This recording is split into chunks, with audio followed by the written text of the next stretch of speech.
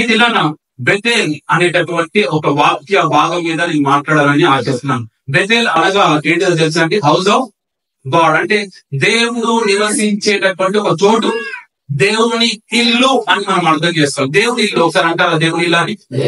దేవుడు ఉండేటటువంటి చోటు అది. ఒక దావీదు భక్తుడు కీర్తనకారులు చాలా స్కర్యాలు ఈ మాటను 84వ కీర్తనలో 1వ అధ్యాయంలో, సైన్యములకు అధిపతి యెహోవా నీ నివాసంలో ఎంత రమ్యముగా ఉన్నాడు అని. అంటే చాలా సుందరమైనవి నీ నివాసంలో, నీ మందిరం చాలా సుందరమైనది అని దావీదు భక్తుడు కూడా చాలాసార్లు అన్నాడు. ఇంకొక మాట కూడా మనందరికి తెలుసు, 84వ కీర్తనలో అదే 10వ వచనం, నీ ఆవరణంలో ఒక దినం గడుపుట కంటే కూడా, భక్తిహీన గుడారంలో నివసించడం కంటే కూడా దేవుని మందిరం ఆవరణంలో నివసించుట ఎంతో మధురం అని కీర్తనకారులు అన్నాడు. ఇంకొక మాట కూడా నాకు గుర్తొచ్చిందండి. అది 127వ కీర్తనలో 4వ వచనంలో, యెహోవా ఒక వరము అడిగింది, నా జీవితకాలం అంతా కూడా నేను యెహోవా మందిరమున నివసించకూడదు. నేను ఎక్కడ నివసించాలనుకుంటున్నానంటే, నేను ఎక్కడ ఉండాలనుకుంటున్నాను, నా జీవితం అంతా కూడా ఒక వరం అడుగుతున్నాను, అది దేవుని మందిరంలో ఉండాలబ్బా. నాకు నా యొక్క పెద్ద బంగ్లాలో ఉండడం కంటే కూడా, నేను చాలా ఉన్నతమైనటువంటి ఆ యొక్క సింహాసనం మీద కూర్చోవడం కంటే కూడా దేవుని మందిరంలో ఉండడం నాకు చాలా ఇష్టం. దేవుని మందిరంలో గడపడం నాకు చాలా ఇష్టం. ఇక్కడ ఈ దినాన చదివినటువంటి లేఖన భాగంలో బెతేల్ ఈ పేరు ఎవరు పెట్టారో తెలుసా అండి? ఎవరు పెట్టారో తెలుసా?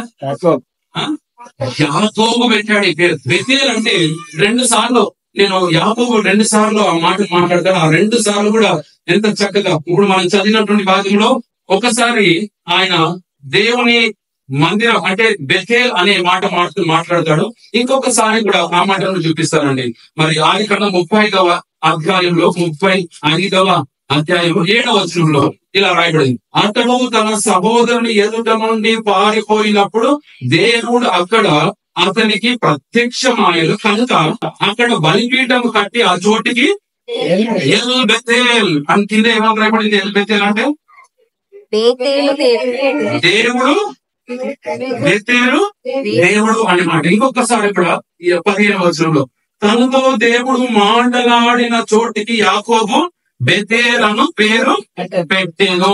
ఎంత చక్కగా, అంటే బెతేల్ దేవుడు నివసించే చోటు, దేవుని ఇల్లు. మనందరికి ఇల్లు ఉన్నాయి. ఇల్లు లేని వారు ఎవరు ఉన్నారా? ఎవ్వరు లేరండి. ఇంకా అదృష్టవంతులకి మనందరికి ఇల్లు ఉన్నాయి. దేవుని కృపను బట్టి, దేవుని యొక్క ఆశీర్వాదం బట్టి, దేవుడు ఇచ్చినటువంటి ఆ స్వాస్థ్యంగా. కానీ దేవుడు కూడా నివసించే చోటు అంటే అందుకొరకే యాకోబు ఈ పేరును పెట్టాడు అన్నట్టు. ఆ స్తంభాన్ని నాటి అక్కడ దేవుడున్నాడు, దేవుడు నివసిస్తున్నాడు, దేవుడు ఇక్కడ నాతో మాట్లాడాడు అని దానికి ఒక ఎల్ బెతేల్ అనేటటువంటి పేరును పెట్టాడు. ఈ సందర్భాన్ని మనం చూసినట్లయితే ఆ సందర్భం మన అందరికీ తెలుసు. మరి తన అన్నను మోసము చేసి తన మామ దగ్గరికి వెళ్తున్నటువంటి సమయంలో ఒక రోజు రాత్రి, ఏ రోజు అంటే రాత్రి అంటారు, రాత్రి ఒక చోట ఆగాడంట. ఆగిన తర్వాత ఆయన తల కింద తలగడగా ఏం పెట్టుకున్నాడంట? రాయిని పెట్టుకున్నాడంట. ఆ రాయిని పెట్టుకున్న తర్వాత ఆయన పండుకున్నాడంట. పండుకున్న తర్వాత తనకు ఒక దర్శనం వచ్చింది. ఏం దర్శనం అంటే, ఒక పెద్ద నిచ్చెన, భూమికి ఆకాశానికి దానిపైన నిచ్చెన పైన ఏం నడుస్తున్నారంట అండి? దేవదూతలు నడుస్తుంది. ఆ సన్నివేశం చూసిన వెంటనే వెలుగు వచ్చేసి రావడం మాత్రమే, ఇది దేవుడు ఉండేటటువంటి స్థలం అని దానికి అక్కడనే వెంటనే నూనె పోసి దానికి వెంటనే ఒక నామకరణం చేసేసి, ఆయన దేవా, ఒకవేళ నేను ఈ దినాన వెళ్ళిపోతుంటున్నాను, తిరిగి నన్ను క్షేమంగా తీసుకుని వస్తే, ఒకసారి అన్న తిరిగి నన్ను క్షేమంగా తీసుకుని వస్తే, ఏ వయసులో ఉంటున్నాడు తెలుసా అండి? 77 years ఓల్డ్ మ్యాన్ అంటారు. మన ఓల్డ్ మ్యాన్, కానీ ఆయనకు మాత్రం యంగ్ మ్యాన్. ఇప్పటి వరకు అన్నారు కదా నాగేశ్వరరావు గారు, 40 కూడా యంగ్ మ్యానే అన్నారు. అంటే ఆయన 77, కానీ అప్పుడు మాట్లాడుతున్నాడు. అప్పటి వరకు కూడా ఇష్టం వచ్చినట్టు బ్రతికాడు. 77 years తండ్రిని మోసం చేస్తాడు, తల్లిని మోసం చేస్తాడు, అన్నను మోసం చేస్తాడు, ఇలా మోసం చేస్తూ బ్రతుకుతున్నాడు. 77 ఈ 77 years అప్పుడు ఆయన దేవునితో ఒక నిబంధన చేస్తున్నాడు. అయ్యా, ఒకవేళ నేను క్షేమంగా వస్తే, మళ్ళీ తిరిగి నేను ఇదే స్థలంకి వస్తే, నన్ను ఇదే స్థలంలో నువ్వు కాపాడి నన్ను ఇక్కడ తీసుకొని నేను ఇక్కడికి దీనికి ఒక పేరు పెడతాను, లేకుంటే దీనికి ఒక నామకరణం చేస్తాను, లేకుంటే దీనికి ఒక ఉన్నతమైనటువంటి స్థాయిని ఇస్తానని ఆయన ఒక నిబంధన, దేవునితో నిబంధన చేస్తున్నటువంటి స్థలమే అది ఎల్ బెతేల్. ఒకసారి అంటే బెతేల్ అని. ఈ బెతేల్ అనేటటువంటి స్థలంలో ఒక 4 సంఘటనలు జరుగుతాయండి. 4 సంఘటనలు. నేను ఈ దినాన వీళ్ళు బట్టి 4 చెప్పానా, 2 చెప్పానా, 3 చెప్పానా, ఇక నేను నా నియంత్రణ ఉండను. ఇక నేను నియంత్రణ లేని సేవకుని కాదు, నియంత్రణ ఉండేటటువంటి సేవకుని. ఎంతవరకు వీలైతే అంతవరకే. నేను అసలుకి ఒకవేళ దేవుని చిత్తం అయితే 4 వారాలు మాట్లాడదాం అనుకుంటున్నాను. బెతేల్ అనేటటువంటి బెతేల్లో ఏం జరుగుతుంది, అసలు బెతేల్కి ఎందుకు, దేవుని మందిరానికి ఎందుకు రావాలి, దేవుని మందిరంలో ఏం జరుగుతుంది ప్రజలకు, దేవుని మందిరంలో దేవుడు ఎలా మరి ప్రజలను తాకుతాడు, ఈ విషయాలు మాట్లాడాలని చాలా ఆశతో ఉన్నాను. 4 వారాలు మాట్లాడమంటారా, ఒకే గంట మాట్లాడమంటారా? 4 వారాలు 4 విషయాలు మనం నేర్చుకోబోతున్నాం. ఇది నా మొదటి విషయం, దేవుడు దర్శించే స్థలం అండి ఇది. ఎల్ బెతేల్ అంటే దేవుడు దర్శిస్తాడు. ఇక్కడ మీరు చూడండి, యాకోబును దేవుడు దర్శించాడు. యాకోబు దేవుని దర్శించలేదు, మీరు గమనించాలి. యాకోబు దేవుని దర్శించలేదు. అంటే యాకోబు దేవుని వెతుకుతూ రాలేదు, యాకోబు దేవుని దగ్గరికి మరి పరిగెత్తుడు రాలేదు, యాకోబు దేవుని దగ్గరికి మరి ఏదో ఆశతో రాలేదు, యాకోబు దేవుణ్ణి సంతోషింపజేయడానికి రాలేదు, యాకోబు దేవుణ్ణి మరి ఆరాధించడానికి రాలేదు. యాకోబును వెతుకుతూ దేవుడే దర్శనం ఇచ్చాడండి. ఎంత అద్భుతమైన, అంటే మన దేవుడు ఎలాంటి దేవుడో తెలుసా అండి, ఎలాంటి కార్యాలు చేస్తారో తెలుసా అండి, ఆయననే మన కొరకు దిగి వస్తాడండి. ఎంత అద్భుతమైన విషయం అంటుంది. దేవుని దగ్గరికి మనం వెళ్ళని అవసరం లేదు, దేవుడే మన దగ్గరికి దిగి వచ్చేస్తాడు వాడు. ఎందుకంటే ఆయన ఆకాశం నుంచి నేరుగా భూమి మీదకి దిగి వచ్చినటువంటి దేవుడు అండి. ఇక్కడ కూడా దేవుడు దర్శించాడు. మీరు గమనించండి, ఆ దర్శనంలో కూడా నిచ్చిన భూమి నుంచి ఎక్కడ వరకుందంట, ఆకాశం వరకు. అంటే అక్కడ దాని మీద, ఆ నిచ్చిన మీద దేవదూతలంట ఎక్కుతూ దిగుతూ ఉన్నాయంట. మీరు గమనించండి, దేవుడు దిగి వచ్చేటటువంటి దర్శనం ఇచ్చాడు. ఒకసారి దర్శనం ఇచ్చాడని, ఎలాంటి సమయంలో దర్శనం ఇచ్చాడని నేను ఆలోచించడం ప్రారంభించాను. అసలుకి ఆయన సమయం ఏంటి, ఎలాంటి సమయంలో దేవుడు దర్శనాన్ని ఇస్తాడు? ఒకసారి అన్నాడు, ఎలాంటి సమయంలో అని. ఎలాంటి సమయంలో అంటే పారిపోతున్నటువంటి సమయంలో అండి. He was running away from his home. ఆయన ఎక్కడి నుంచి పారిపోతున్నాడు తెలుసా? ఇంటి నుంచి పారిపోతుంటున్నాడు. ఒక యవనస్తుడు, ఒక 77 సంవత్సరాల మరి యవనస్తుడు, ఇంకా వివాహం కాలేదు అతనికి, ఇంకా తను వివాహంలోనికి ఇంకా వెళ్ళలేదు. అలాంటి యవనస్తుడు తండ్రి దగ్గర నుంచి పారిపోతుంటున్నాడు, తల్లి దగ్గర నుంచి పారిపోతున్నాడు, అన్న దగ్గర నుంచి పారిపోతుంటున్నాడు, తన ఇంటి నుంచి పారిపోతున్నాడు, తన స్వదేశం నుంచి పారిపోతుంటున్నాడు. తాను ఎందుకు పారిపోతున్నాడు? ఈ దినాన ఎల్ బెతేల్లో ఎవరికి చోటు ఉందో తెలుసా అండి? మనం అనుకుంటాం చాలా పరిశుద్ధులకే చోటు అనుకుంటాం. ఎల్ బెతేల్ ఎవరికి చోటు తెలుసా? ఇది పారిపోతున్నటువంటి వారు. పారిపోతున్నావా? ఆ రోజు యాకోబు పారిపోతుంటున్నాడు, అందరి నుంచి పారిపోతున్నాడు. ఈ జీవితం వద్దనుకొని పారిపోతున్నాడేమో, ఈ బ్రతుకు వద్దనుకొని పారిపోతున్నాడేమో, ఈ కష్టం వద్దనుకొని పారిపోతున్నాడేమో, ఈ నష్టం వద్దనుకొని పారిపోతున్నాడేమో, ఈ ఇబ్బందులు వద్దని పారిపోతున్నాడేమో, నా ప్రాణము కాపాడుకోవడానికి పారిపోతున్నాడేమో, ప్రాణ రక్షణ కొరకు పారిపోతున్నాడేమో, ఈ ప్రాణాన్ని మరి సురక్షితంగా ఉంచుకోవడానికి పారిపోతున్నాడేమో. పారిపోయే వారందరూ కూడా దేవుని మందిరంకి వచ్చుదురు కాక. ఎక్కడికి వెళ్ళినా కూడా అండి, దేవుడు పట్టుకోవాలనుకుంటే నువ్వు ఎంత అంటే భూమి అగాధంలోకి వెళ్ళినా కూడా. అందుకొరకే దావీదు భక్తుడు ఒక మాట అంటాడు కదా, 139వ కీర్తనలో ఏమంటాడు తెలుసా? నేను భూమి అగాధంలోకి వెళ్ళినప్పుడు అక్కడ కూడా, నేను ఆకాశం నుంచి ఎగిరిపోదాం అనుకుంటే అక్కడ కూడా ఎక్కడ ఉండవయ్యా, నీ నుండి నేను తప్పించుకొని. అందుకొరకు ఒక మాట ఉంటుంది కదా, నేను విడువను అంటే నువ్వు ఏమైనా చేసుకోరా, నేను విడిచిపెట్టే వాటి కాదన్నాడు కదా. దాని అర్థం ఏంటిదో తెలుసు? మనం అనుకుంటాం విడువను ఎడవనంటే అది చాలా మంచి మాటగా అనుకుంటాం. నేను అది చాలా స్ట్రాంగ్ వర్డ్. అది ఏంటిదంటే నువ్వేమన్నా చేసుకుని వదిలిపెట్టే ప్రసక్తే, నువ్వేమన్నా చేసుకో, నువ్వు ఎంత దూరం అన్నా వెళ్ళు, నువ్వు ఎలాంటి పనులన్నా చెయ్యి, నిన్ను మాత్రము వదిలిపెట్టను రా అని చెప్పడం అని అంటారు. నిన్ను మాత్రం వదిలిపెట్టను, నీవు నా బిడ్డవు, నీవు నా కుమార్తెవు, నువ్వు నా కుమార్తెవు. పారిపోతున్నావు. ఇది నాన్న యోనా కూడా ఏం చేశాడు తెలుసా అండి? దేవుడు యోనాకు ఒక మాట చెప్పాడు, అయ్యా నీవు ఎక్కడికి వెళ్ళమన్నాడు? నినివేకి వెళ్ళమన్నాడు.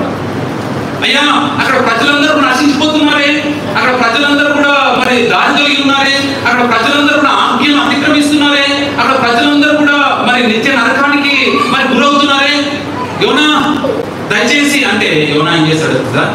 పారిపోతున్నాడు. ఈ దినాన చాలా మంది దేవుని మందిరాన్ని వదిలిపెట్టి పారిపోతున్నారు. దేవుని దగ్గర రావడం లేదు. They don't want to come to the presence of God. దేవుని మందిరం అంటే వారికి ఇష్టం లేదు, పారిపోతుంటున్నారు. దేవుని మందిరంలో ఏందండి? పాటలు పాడుకుంటారు వెళ్తున్నారు. దేవుని మందిరంలో ఏముందండి? ఒక గంట సేపు ప్రసంగం ఉంటుంది. దేవుని మందిరంలో ఏముందండి? ఒక 15 నిమిషాల ఆరాధన ఉంటుంది. దేవుని మందిరంలో ఏముందండి?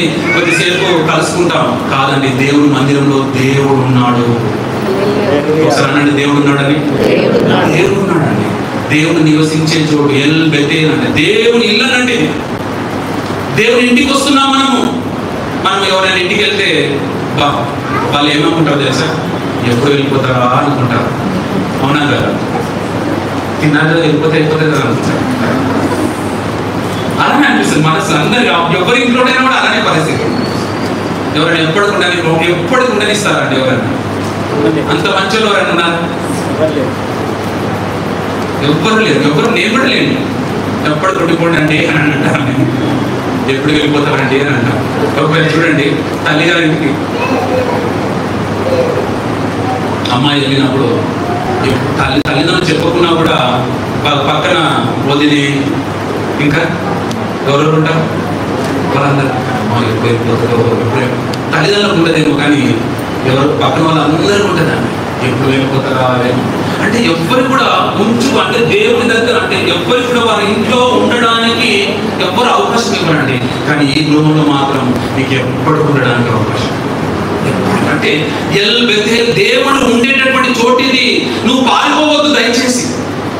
నువ్వు పారిపోవడానికి కొరకు కాదు, నువ్వు ప్రభుతో ఉండడానికి కొరకే ఈ ఎల్ బెతేల్ని దేవుడు నిర్మించాడు. ఎందుకు ఈ దేవుని మందిరం? దేవునితో ఉండాలి. మనం దేవునితో సమయం గడపం, అందరితో సమయం గడుపుతున్నాం. దయచేసి దేవుని జనాంగమా, పారిపోతున్నాడు మనం ఆ రోజు ఒకసారి అనండి, పారిపోతున్నాడని. పారిపోవడం మాత్రమే కదండి, ఆ రోజు చాలా ఆయన ప్రయాసతో ఉన్నాడు. పోయేటటువంటి వారికి దేవుడు దర్శనం ఇస్తాడు. అదే విధంగా ప్రయాసలు ఉండేటటువంటి వారికి చాలా ప్రయాసతో ఉన్నాడు తెలుసా? ఆ రోజు ఎంత ప్రయాస అంటే అది 3 రోజుల జర్నీ అన్నట్టు. అది ఆయన అక్కడి నుంచి బయలుదేరిన తర్వాత అప్పటికే నేను అనుకుంటాను యాకోబు యొక్క తల్లి పేరు ఏం పేరండి? యాకోబు తల్లి పేరు రెబెకా ఇంకా ఇస్సాకు. ఇద్దరు కూడా అనుకుంటాను, అరే నీ అన్న చంపడానికి సిద్ధంగా ఉన్నాడు, వాని కోపం తగ్గేంత వరకు నీవు ఎంత పెట్టిండొచ్చు అంటే ఎంత ఆధారం పెట్టి పంపించవచ్చు? 3 రోజులు పెట్టి పంపించడొచ్చా? కాదు, ఉండొచ్చు. ఎంత పెద్ద బాటిల్ ఇచ్చిండొచ్చు? 1 లీటర్ బాటిల్, 2 లీటర్ బాటిల్, ఎంతో చెప్పలేదు. మీరు ఒకసారి ఆలోచించండి, ఎంత ప్రయాసపడుతున్నాడు తెలుసా? ప్రయాస ఏంది ఈ కష్టమని ప్రయాసపడుతున్నాడు. పారిపోతున్నాడు ఒకేతో, కానీ ప్రయాసపడుతున్నాడు. చాలా కష్టమైపోయింది అనుకుంటాను. ఎందుకు ఈ తప్పు పని చేశాను? ఎందుకు అన్న మాట విన్నాను? ఎందుకు అమ్మ మాట? అసలు ఇంటి ఎప్పుడు 77 సంవత్సరాలు ఇంటి పట్టునే ఉన్నటువంటి వ్యక్తిని కదా. 77 సంవత్సరాలు మమ్మీతో నేను చాలా సమయం గడిపినటువంటి వాడిని కదా. 77 సంవత్సరాలు మా డాడీని ఎప్పుడు కూడా ఒక్క మాట కూడా అన్నటువంటి వాడిని కదా. 77 సంవత్సరాల్లో మా అన్న అయినటువంటి మరి ఏశావుకు నేను ఎప్పుడు కూడా వ్యతిరేకంగా మాట్లాడినటువంటి వాడిని కదా. ఇంత కష్టం మీకు ఎప్పుడైనా గమనించారు? ఒకసారి వింటున్నారా? వింటున్నారా? హాస్టల్కి ఎప్పుడైనా వెళ్ళారా? మీ పిల్లలు హాస్టల్కి వెళ్ళినప్పుడు చూడండి, హోమ్ సిక్ అంటారు. అంటే హాస్టల్కి వెళ్తున్నప్పుడు చూడండి. ఎందుకు ఈ విషయం చెప్తున్నంటే, ఆ రోజు యాకోబు పరిస్థితి అలానే ప్రయాసం చాలా కష్టమైపోయింది. అంటే పిల్లలు హాస్టల్కి వెళ్ళినప్పుడు ఫస్ట్ టైం వెళ్తున్నప్పుడు చాలా కష్టం అనిపిస్తుంది. అక్కడ ఆ అలవాట్లు నేర్చుకోవడం చాలా కష్టమైంది. అక్కడ వారు ఆ పనులన్నీ చేసుకోవడం చాలా ప్రయాస. ఇంతవరకు మమ్మీతో ఉన్నానే అన్ని. ఇప్పుడైతే మమ్మీ ఇక్కడ ఇంట్లో ఉంటే చేయి కడగడానికి కూడా కొన్నిసార్లు మమ్మీ తీసుకుని వస్తారు. గిన్నె కూడా మమ్మీ తీస్తారు. చూడండి, ప్రతి చిన్న పని కూడా మమ్మీ చేస్తారు. ప్రతి చిన్న పని కూడా డాడీ చేస్తారు, ప్రతి చిన్న పని కూడా అక్క చేస్తుంది. కానీ మీరు గమనించండి, ఒకవేళ ఇంటి నుంచి బయటికి వెళ్తే అన్ని పనులు మనమే చేసుకోవడం అనుకుంటాం. యాకోబు ఆ రోజు ప్రయాసపడుతున్నాడు. ఏంటి నాకు ఇంత కష్టం వచ్చేసింది, ఎప్పుడు ఇంత కష్టపడలేదే, నేను చక్కగా చిన్న గొర్రెలు మేపుకునేటటువంటి వాడిని, చిన్న చిన్న పనులు చేసుకునేటటువంటి వాడిని. ప్రయాస ఇది నా బెతేలు ఎందుకో, బెతేలు ఈ యొక్క దేవుని మందిరం ఎందుకో తెలుసండి, ప్రయాసపడి భారం మోసినటువంటి సమస్త జిల్లారా మీరు నా యొద్దకు రండి. ఈ బెతేలు ఎందుకు అంటే, ప్రయాసపడుతున్నావా, నీకు ఎక్కడ కూడా మరి ఊరట దొరకడం లేదా, ఎక్కడ కూడా నీకు నెమ్మది దొరకడం లేదా, ఎక్కడ కూడా నీ ప్రాణానికి సేద తీర్చబడడం లేదా, ఎక్కడ కూడా నీ ప్రాణానికి మరి మరి మరి ఆ యొక్క ఊరట కలగడం లేదా. నేను అంటాను, దేవుని మందిరం చాలా అద్భుతం. అన్న మొదటి సమూయేలు గ్రంథంలో మొదటి అధ్యాయంలో అన్న చాలా ప్రయాసంతో ఉంది. తన హృదయం అంతా దుఃఖమే. అసలు దుఃఖం ఎక్కడ వెళ్ళగక్కలో అర్థం కావడం లేదు. భర్త దగ్గర వెళ్ళగలుగుతామా, లేకుంటే మరి ఇంకొక స్త్రీ దగ్గర వెళ్ళగలుగుతామా, ఇంకొక అయ్యగారి దగ్గర వెళ్ళగలుగుతామా, ఇంకొక అమ్మగారి దగ్గర వెళ్ళగలుగుతామా, ఎవ్వరు కూడా అర్థం చేసుకోవడం లేదు. తన పెయిన్, తన ప్రయాస దేవుని మందిరంలోకి వచ్చింది. అంత దుఃఖం అంతా కూడా వెళ్ళగట్టేసింది. దేవుని ప్రజలారా, ఇది ప్రయాసపడేటటువంటి వారందరూ కూడా దేవుని మందిరం చాలా అద్భుతం. ఇది నాకు చాలాసార్లు కష్టం వచ్చినప్పుడు, ప్రయాసపడుతున్నప్పుడు చాలాసార్లు పర్వెత్తుకుంటాం ఎక్కడెక్కడికో. నేను అంటాను, ఎక్కడికి వెళ్ళకండి, దేవుని మందిరంలోకి వచ్చుదురుగాక. ఎక్కడికి వెళ్ళకండి. ఎప్పుడైనా కష్టం రాగానే మనం ఎక్కడికో పరిగెత్తొద్దు, దేవుని మందిరంలోకి వచ్చేసారు. మీకైతే ఎప్పుడు దేవుని మందిరం అందుబాటులోనే ఉంది, ఇక్కడనే చుట్టూ ఉన్నది, దగ్గరలో ఉంది, అత్తుకొని ఉంది. కాబట్టి వెంటనే వచ్చేసేయాలి.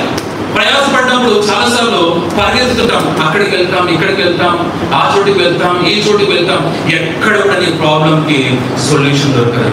దేవుని మందిరం చాలా అద్భుతం, ప్రశాంతత వచ్చేస్తుంది. నేను అంటాను, వెంటనే ప్రాబ్లం వెళ్ళిపోతుందని నేను చెప్పడం లేదు, కానీ నీ మనసుకు మాత్రం ప్రశాంతత మాత్రం తప్పక వస్తుంది. దేవుని మందిరంలో నువ్వు ఒక్క నిమిషం దేవుని మందిరంలో నువ్వు కన్నీరు కావచ్చు. దేవుని మందిరంలో ప్రయాసపడుతున్నప్పుడు వచ్చి నీ యొక్క ప్రయాసం అంతా కూడా దేవునికి తెలియజే, వెంటనే నేను ప్రశాంతత ఆవరిస్తుంది.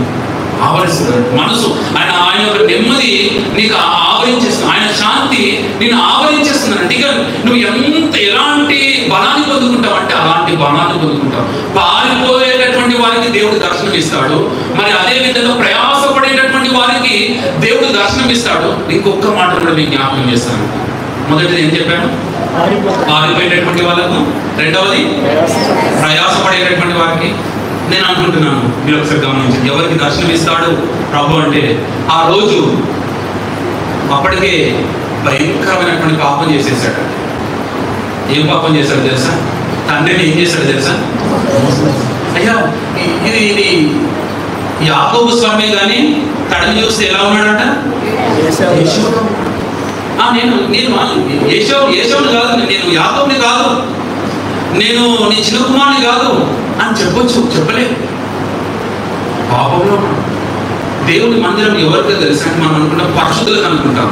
దేవుని మందిరం అపవిత్రులు దేవుని దగ్గర రావాలి.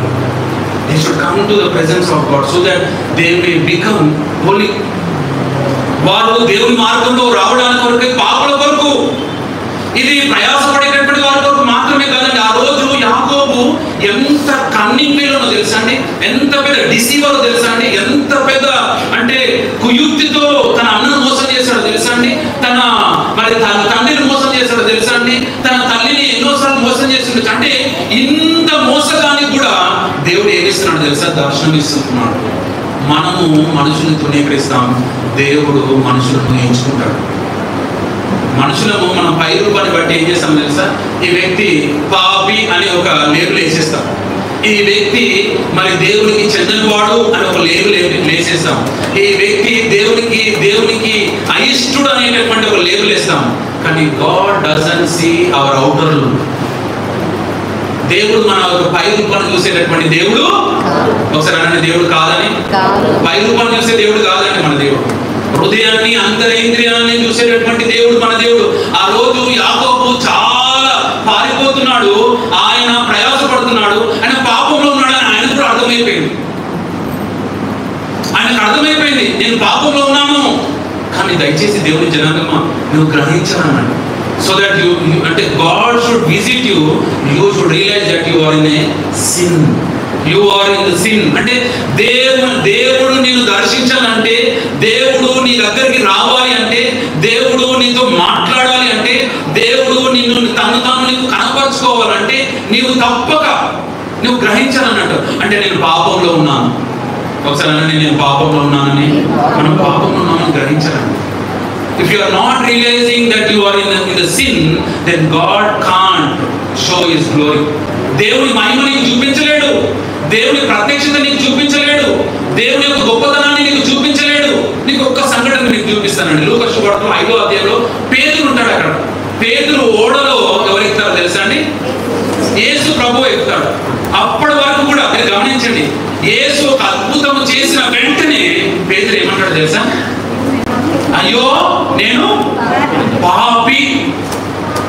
దేవుని మహిమ ఎవరు కనబడుతుందో తెలుసా అండి? వారు తమను తాము పాపులని గ్రహించినటువంటి వారికి. పారిపోతుంటున్నాడు, ప్రయాసపడుతున్నాడు, పాపి అని గ్రహించాడండి.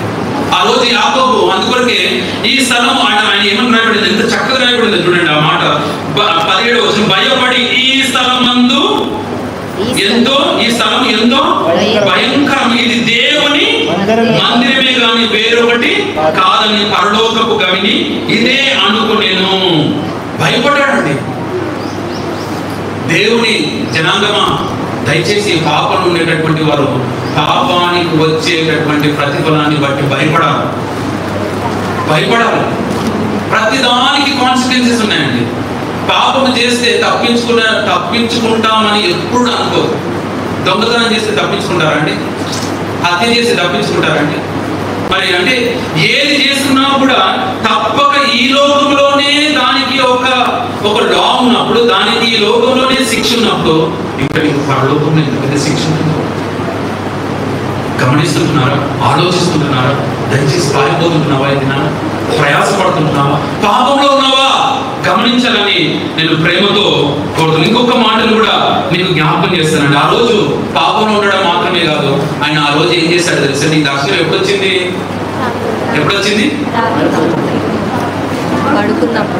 పండుకున్నప్పుడు వచ్చింది. ఎప్పుడు వచ్చిందంటే పండుకున్నాడు. ఇది నాన్న కొంతమంది ఆత్మీయులు కూడా పండుకుంటారు. ఎప్పుడు కూడా పండుకునేటటువంటి ఆత్మీయులు చాలా మంది ఉన్నారండి. ఎందుకు పండుకుంటారో తెలుసా? అలసిపోయి పండుకున్నారు. లేవలేని స్థితి. దేవుడు ఇది నాన్న దర్శనం ఇస్తుంటున్నాడు మనందరికీ. అలసిపోయామేమో, పండుకున్నావేమో, ఇంకేం ప్రార్థన చేయాలని పండుకున్నావేమో, ఇంకేం వాక్యం చదవాలని పండుకున్నావేమో, ఇంకేం పని చేయాలని పండుకుంటున్నావేమో, ఇంకేమి దేవుని కొరకు సాధించాలని పండుకుంటున్నావేమో. ఇక నా వల్ల కాదుగా, ఇక నేను చెయ్యలేనిగా, ఇక నేను ఇంకా పరిగెత్తలేనిగా, ఇక నేను ఇంకా ప్రయాసపడలేనిగా, ఇక ఈ కుటుంబాన్ని నడిపించలేనిగా, ఇక నా వల్ల కాదు అని చేతులు ఎత్తేసి ఇక పండుకుంటున్నావేమో. విశ్రాంతి, ఇక నేనేం చేయలేనని చేతులు ముడుచుకొని కూర్చుంటున్నావేమో. ఇక నేనేం చేయలేనని నిన్ను నీవు చాలా తగ్గించుకొని, లేకుంటే నిన్ను నీవు మరి ఆ పని నుంచి విరమించుకొని దూరం అయిపోతుంటున్నావేమో. దయచేసి దేవుని జనాంగమా, పండుకోవడానికి కాదు దేవుడు మనల్ని పరిగెత్తడానికి కొరకే దేవుడు మనల్ని వాడుకోవాలని కోరుకోవాలి. పండుకోవడం కాదు దేవుని చిత్తం. ఆ రోజు దేవుడు ఎందుకు ఆ దర్శనం ఇచ్చాడు? లేపుతున్నాడు అన్నట్టు దర్శనం ఇచ్చి, అయ్యా నువ్వు పండుకోవడం నిద్రించడానికి కొరకు కాదు, సంఘము మెలుగు ఉండగా పండుకోన్నా. యేసు ప్రభువు వారు గెస్సెమనే మనంలో ఒక చక్కని మాట అంటారు, మీరు ఒక గడియనైనా నాతో ఉండలేరా? ఎప్పుడు కూడా మీరు నూతన నిబంధనలు ఎక్కడ కూడా నిద్రపోండి అని ఇక్కడ రాయబడిందండి సంఘంతో. ఒకసారి అంటే వెటకారంగా ఒక మాట అంటాడు ప్రభు, ఈ పండుగ చాలే అంటాడు. వెటకారంగా అనడం కాదు, వెటకారంగా కాదు, ఎప్పుడైనా హెచ్చరికగా సంగమా పండుగో అని ఇప్పుడు అన్నాడు. ఆత్మ సంఘంతో చెప్పు మాట ఏంటిదనగా ఆ సంఘం పండుగను ఒక్కసారి అనలేదండి. ఏమన్నాడు అంటే మెలుగు. ఎందుకంటే మనం మెలుగు అంటే మనము నిద్రావస్థలో ఉండవలసినటువంటి వారం కాదు. మనం నిద్రించేటటువంటి వారంలో ఉండవలసినటువంటి సంఘం ఎప్పుడు మీరందరూ కూడా వింటున్నారా? దయచేసి సంఘము ఒక్కసారి ఆలోచించండి. ఎంత మెలుగు ఉండడానికి చెప్పడానికి పండుకున్నటువంటి వారికి దర్శనము ఎందుకు అంటే సంఘము పండుకోదు, మెలుగు ఉండాలి. ఈ సంఘటన చెప్తాను, మీరు అందరూ తెలుసు. నేను శుక్రవారం కూడా ఈ విషయం గురించి చెప్పాను. ఒక టీనేజ్ అమ్మాయి తన ప్రియునితో కలిసి ప్రార్థించే తల్లిని చంపేసింది. చూడండి, నేను మా శుక్రవారం కూడా చెప్పాను, ఈ దినాన్న మగవాళ్ళు ఆడవాళ్ళని చంపడం లేదు. ఎక్కడ చూడండి ఆడవాళ్ళు మగవాళ్ళని చంపేస్తున్నారు. అంటే గుండెలు ఏమైపోయినాయి తెలుసా అండి? మెత్తని గుండెలు కూడా గట్టి రాయిలాగా అయిపోయాయి. అంటే అంటే స్త్రీని అంటే సొగసైన మృదువైన అనే మాట యూజ్ చేయాలంటే భయం అవుతుంది దినాల్లో. ఆ బోర్డు యూజ్ చేయలేము, ఎందుకంటే ఏం పండ ఆ చిన్న పిల్ల చిన్న అమ్మాయి ఏం చేసింది? తన ప్రియంతో ఏమన్నది? రా. ఎందుకన్నదో తెలుసా అండి? మీరు గమనించండి, వీనితో ఉండవద్దని, వీడిని చేసుకోవద్దని. మీరు ఇంకా నువ్వు టీనేజ్లో ఉన్నావని నచ్చ చెప్పినందుకు మరుసటి దినం ఇంటికి వచ్చేసింది. ఇంటికి వచ్చిన తర్వాత చక్కగా తల్లి ఎవరి కొరకు ప్రార్థన చేస్తుందో తెలుసా అండి? ఎవరి కొరకు పూజ చేస్తుందో తెలుసా అండి? తన బిడ్డకు క్షేమంగా ఉన్నది, తన బిడ్డను బాగు చేయండి, తన బిడ్డకు మంచి జతనివ్వండి, తన బిడ్డకు మంచి మరి స్థాయి ఇవ్వండి అని ప్రార్థన చేస్తున్నాము.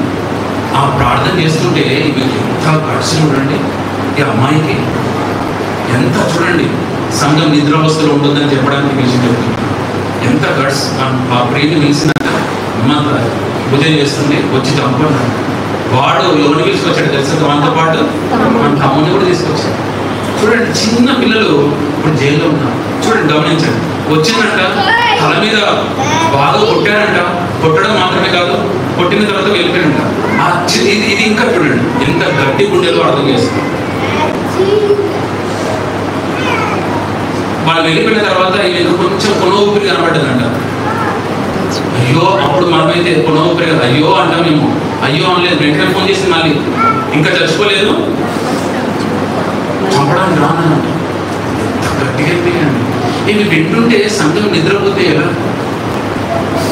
ఇలాంటి విన్నప్పుడు మన హృదయాలు కదల్చబడాలి, కలత చెందాలి. ఏంటి ప్రభువా, చిన్న పిల్ల ఇలాంటి పనులు చేసిందే, వాళ్ళ సువార్త అందించబడితే బాగుంటుండేమో కదా, వాళ్ళు దేవుని మందిరంలోకి వస్తే బాగుంటుండేమో, వాళ్ళు దేవుని వాక్యం అంటే బాగుంటుండేమో, వారితో దేవుడు ఎవరో ఒకరు వారి సువార్త గురించి యేసు ప్రభువు గురించి చెప్తే బాగుంటుండేమో కదా. ఇలాంటి పనులు చేసేది కాదేమో, ఇలా వారిని హెచ్చరిస్తే ఇలాంటి పనులు చేసేది కాదేమో, వారికి దేవుని యొక్క వాక్యాన్ని చెప్తే ఇలాంటి చేసేది కాదేమో. సంఘము ప్రార్థన చేయాలండి. They should not sleep. మనకు నిద్ర ఎక్కువ, ఏం తక్కువ? ప్రార్థన. ఎప్పుడు కూడా నిద్రను ఎప్పుడైనా మానుకుంటామండి? నిద్ర మానుకోవడం మీకు కష్టం. ఏదైనా మానుకుంటాం కానీ నిద్ర మాత్రము నిద్ర మానుకోవడం. For God sake. ప్రజలందరూ చూడండి నశించిపోతున్నారే. నిద్రపోతే ఎలా? ఎప్పుడు కూడా పడక మీదనే ఉంటే ఎలా? కొద్దిసేపు అయినా దేవుని కొరకు మోకరిస్తున్నావా? కొద్దిసేపు అయినా మెలుగు ఉండి ప్రార్థన చేస్తున్నావా? కొద్దిసేపు అయినా మెలుగు ఉండి వాక్యం చదువుతున్నావా? కొద్దిసేపు అయినా నీవు దేవుని వాక్యాన్ని ఇతరులకు ప్రకటిస్తున్నావా? కొద్దిసేపు అయినా దేవుని మందిరంలో కనిపెడుతున్నావా? కొద్దిసేపు అయినా. దయచేసి సంగమా, పారిపోతున్నావేమో దేవుని దగ్గర నుంచి. సంగమా, నువ్వు ప్రయాసపడుతున్నావేమో దేవుని సన్నిధానంలో. సంగమా, నువ్వు పడుకుంటున్నావేమో, గమనించు. పాపంలో ఉన్నావేమో, దేవుడు దర్శనం ఇవ్వాలనుకుంటున్నాడు నీకు. God wants to reveal himself to you. ఆయన గొప్పతనాన్ని నీకు చూపించాలనుకుంటున్నాడు, ఆయన మహిమను నీకు చూపించాలనుకుంటున్నాడు. ఆనాడు యాకోబుకు అదే కనబరచాడు అన్నట్టు. నేను ఎంత గొప్పనో తెలుసా? నువ్వు అనుకుంటున్నావు కేవలం భూ సంబంధమైనటువంటి వాటి గురించి ఆలోచిస్తున్నావు, కానీ నేను ఆకాశపు దర్శనాన్ని నీకు చూపించబోతున్నాను. అది ఎలాంటి దర్శనం అంటే అది పరలోకపు దర్శనం. ఒకసారి అనండి, అది పరలోకం. ఇది నువ్వు భూమి మీద ఉన్నావు, ఇది నువ్వు రాళ్ళనే అనుకుంటున్నావు, కానీ నేను బంగారు వీధిలో నిన్ను నడిపించబోతున్నాను. చప్పట్లు కొడదామా? నేను పరలోకం గురించినటువంటి దర్శనం ఇది సామాన్యమైనటువంటి దర్శనం కాదు. ఇది నువ్వు భూమి మీద ఉండి నీవు కేవలం భూ సంబంధమైనటువంటి వాటి గురించి ఆలోచిస్తుంటున్నావు. నేను ఒకసారి యూత్ మీటింగ్ లో చెప్పాను, భూమి గురించి అంటే క్రిందనే చూసేటటువంటి జంతువు ఏదో తెలుసా అండి? పంది. ఏం చెప్పారు అండి, ఎప్పుడు కిందనే చూస్తున్నాను కదా, ఎప్పుడు ఇదే. నీవు దానికి బంగారు ఎలాంటి వస్త్రాలు వేసినప్పుడు ఎక్సైజ్ చూస్తా తెలుసా అండి? కిందనే ఒకేసారి చూస్తుందంట పైకి. ఎప్పుడో తెలుసా? చచ్చిపోతున్నప్పుడు 2 కర్రలకి తీసుకొని పోతుంటాడు అన్నాడు. అప్పుడు చూస్తాడు. దయచేసి అలా ఉండదండి. మనం ఉన్నాం ఇప్పుడు ఉన్న సమయంలోనే మనం దేవుని వైపు చూసేటటువంటి వారు. అంటే ఆ పరలోకం చూడాలన్నట్టు. ఎప్పుడు కూడా పరలోకం చాలాసార్లు ఏమనుకుంటారంటే ఇది ఏదో ఒక అపోహ అనుకుంటారండి. పరలోకం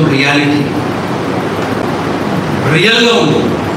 పరలోకంలో ఆ మహిమ గొప్పది, పరలోకంలో ఆ ప్రభావం గొప్పది, పరలోకంలో ఆ ప్రభు గొప్పవాడు, పరలోకంలో ఆయన ఇచ్చేటటువంటి ఆ ప్రశంస చాలా గొప్పది, పరలోకంలో దేవుడు ఇచ్చేటటువంటి ఆ వైభవం గొప్పది, పరలోకంలో దేవుడు ఇచ్చేటటువంటి ఆశీర్వాదాలు గొప్పవి, పరలోకంలో దేవుడు ఇచ్చేటటువంటి బహుమానాలు గొప్పవి. We should see that vision. దేవుడు దర్శనమిస్తున్నాడు అండి, దర్శనమిస్తున్నాడు. ఆ పరలోకపు దర్శనాన్ని ఇస్తున్నాడు. ఆ గొప్ప దర్శనం అన్నట్టు. అంటే నువ్వు భూమి మీద ఉంటున్నావు కానీ నీకు పరలోకపు దర్శనం అంటే నీ గురి ఎక్కడ ఉండాలో తెలుసా? పరలోకమై ఉండాలన్నట్టు. అందుకొరకే కొలస్సీలో రాసినటువంటి పత్రికలో 3వ అధ్యాయంలో రాయబడినటువంటి విధంగా మీరు దేని చూడాలంట? పైన ఉన్నటువంటి వాటిని. ఒకసారి అంటే పైన ఉన్నటువంటి వాటిని అని, పైన వాటిని చూడాలి, క్రింద వాటిని చూడొద్దు. మీరు ఆ పరలోకపు దర్శనాన్ని మీ దృష్టిలో పెట్టుకోవాలన్నట్టు. ఒకవేళ నేను మరణించినా కూడా దేవుని సన్నిధానంలో చేరుతాను. ఒకవేళ నేను ఇక్కడ మరణించినా కూడా ఆ బంగారు వీధుల్లో నేను నడుస్తాను. ఒకవేళ నేను ఇక్కడ మరణించినా కూడా ఆ భవనాల్లో నేను ఆనందిస్తాను. ఒకవేళ నేను ఇక్కడ మరణించినా కూడా అక్కడ దేవుని హస్తంలో నుంచి నేను బహుమతులు నేను పొందుకుంటాను. ఆ దర్శనం ఉండాలండి. అందుకొరకే ఆ రోజు యాకోబుకు ఆయనకి దర్శనం ఇస్తున్నాడు. యాకోబు, నీకు ఇదే ఈ దర్శనం ఏంటంటే పరలోకపు దర్శనాన్ని ఇస్తున్నాను. ఎవరికి ఇవ్వని దర్శనాన్ని నీకే ఎందుకు ఇస్తున్నాడు తెలుసా? నువ్వు పారిపోతున్నావు కాబట్టి. ఎవరికి ఇవ్వని దర్శనాన్ని ఎందుకు ఇస్తున్నాడు అంటే ప్రయాసపడుతున్నావు కాబట్టి. ఎవరికి ఇవ్వని దర్శనాన్ని ఎందుకు ఇస్తున్నావు? నువ్వు పాపంలో ఉన్నావు కాబట్టి. ఎవరికి ఇవ్వని దర్శనాన్ని నేను ఎందుకు ఇస్తున్నానంటే నువ్వు పండుకుంటున్నావు కాబట్టి. నువ్వు మెలకుగా ఉండాలి, పరిశుద్ధంగా ఉండాలి, నువ్వు పారిపోకుండా ఉండాలి, పరిగెత్తుతూ ఉండాలి. అందుకొరకే ఈ పరలోకపు, ఒకసారి అనండి, నేను మళ్ళీ అంటాను, నేను బిగ్గర. అందుకొరకే ఈ పరలోకపు దర్శనం. ఇంకొక మాట చెప్పేసి నా మాటలో ముగించేస్తాను. ఇది పరలోక దర్శనం మాత్రమే కాదు, అక్కడ క్రింద ఒక చక్కని మాట రాయబడుతుంది. నేను యాకోబుతో ఒక మాట అంటాడు. యాకోబు, నేను అబ్రహాముతో ఒక నిబంధన చేశాను. ఏం నిబంధన తెలుసా? నేను గొప్పగా ఆశీర్వదించబోతున్నాను, గొప్పగా నేను దీవించబోతున్నాను, గొప్పగా నేను వృద్ధి చేయబోతున్నాను. ఇది ఫలాన్ని లేకుంటే ప్రతిఫలాన్ని కొలుకున్నటువంటి దర్శనం. అంటే నువ్వు దేవుని సన్నిధానంలో పరలోకపు దర్శనంలో నువ్వు నిమగ్నమై ఉంటే, ఆ పరలోకాన్ని నువ్వు చూస్తూ నడుస్తున్నట్లయితే తప్పక ఈ భూమి మీద నువ్వు ప్రబలతావు. షోర్లీ అని నువ్వు దేవుని దర్శనాన్ని, దేవుని గురిపెట్టుకొని నీ జీవితాన్ని నువ్వు కట్టుకుంటుంటే దేవుడు నేను విస్తరింపజేయకుండా ఉండలేడండి. తప్పక మనందరినీ కూడా విస్తరించును గాక. దేవుడు మనందరినీ కూడా వృద్ధిపరచును గాక. దేవుడు మనందరినీ కూడా ప్రబలించేట్టు చేయును గాక. దేవుడు మనందరినీ కూడా స్వస్థపరచును గాక. దేవుడు మనందరూ కూడా ఆరోగ్యాన్ని ఇచ్చును గాక. దేవుడు మనందరినీ కూడా ఆస్తికర్తలుగా చేయును గాక. దేవుడు మనందరినీ గొప్ప చేయును గాక. ప్రార్థన చేస్తున్నాం. ఆయన ఈ పునరుద్ధాన దినాన బెతేల్, దేవుని ఇల్లు ప్రభా, దేవుని ఇంట్లో దేవుని దర్శనం మాకు కలుగుతుంది ప్రభా. If we are not seeing you, if we are not seeing vision of heaven, ఆ యొక్క దర్శనాన్ని మేము చూడకుంటే, ఆ పరలోకపు దర్శనాన్ని మేము చూడకుంటే మా జీవితాలు శూన్యం ఉందండి. ఆ రోజు యాకోబుకు నీ దర్శనాన్ని ఇచ్చిన, పారిపోతున్నప్పటి వానికి నీ దర్శనం ఇవ్వడం గొప్ప విషయం తండ్రి. ఈ దినాన నీ బిడ్డను దర్శించావని నమ్ముతుంటున్నాను. పాపంలో ఉన్నటువంటి వారిని నువ్వు దర్శించావని నమ్ముతుంటున్నాను ప్రభా. పండుకున్నటువంటి వారిని దర్శించావని నమ్ముతుంటున్నాను ప్రభా. అయ్యా తండ్రి ప్రభా, ప్రయాసపడుతున్నటువంటి తండ్రులను నువ్వు దర్శించావని నమ్ముతుంటున్నాను ప్రభా. తప్పక ఈ పరలోకపు దర్శనంతో వారు ముందుకు సాగాలని నేను కోరుకుంటున్నాను ప్రభా. వారు తప్పక ఈ లోకంలో ప్రతిని అనుభవిస్తారు. తప్పక ప్రతి ఒక్క ఆశీర్వాదాన్ని కూడా, ఆనాడు అబ్రహాంకి ఇచ్చినటువంటి ఆశీర్వాదం, ఆనాడు ఇస్సాకుకి ఇచ్చినటువంటి ఆశీర్వాదం, ఆనాడు యాకోబుకి ఇచ్చినటువంటి ఆశీర్వాదాలు వీరందరూ కూడా పొందుతారని నేను నేనైతే నమ్ముతున్నాను. నీ కృతజ్ఞతలు తెలియజేస్తూ ఈ యొక్క ఉదయకాల ఆరాధనను మీరు ఆశీర్వదించినందుకే, ఎంతవరకు మమ్మల్ని నడిపించినందుకే, నీ బిడ్డలను దర్శించినందుకే, మా రక్షకుడు మీ ప్రియ కుమారుడైన యేసు నామములో అడిగి వేడుకుంటున్నాను మా తండ్రి. బిగ్గరగా చెప్దామా? థాంక్యూ.